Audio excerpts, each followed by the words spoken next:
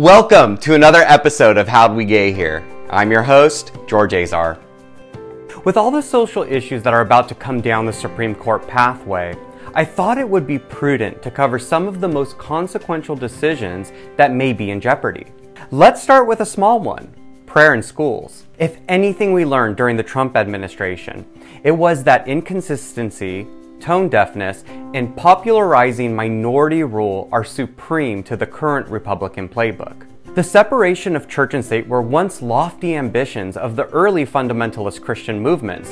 That is, when it was threatened by the election of John F. Kennedy, the first Catholic president.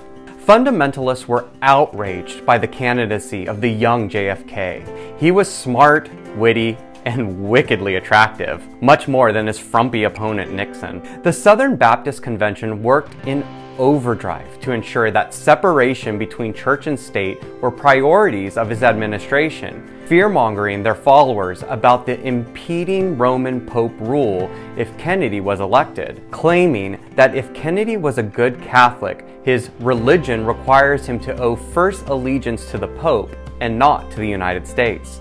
After sealing his election in a slim margin lead, JFK convinced prominent fundamentalists, like Billy Graham, that religious liberties were not at stake.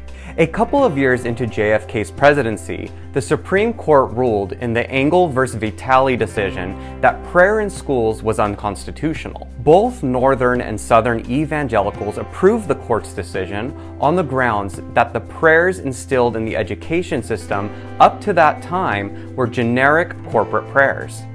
Some even claimed that since they didn't include the name of Jesus, they were basically pagan prayers. But their greatest argument was that this decision left it up to families and churches, not the state, to mandate religious rights and ease of tensions between the fear of influence by Catholicism. In a sharp turn the next year, evangelicals changed their stance as the Supreme Court doubled down on their civil rights agenda, ruling against Bible readings in the public schools in the Abington versus Skemp ruling.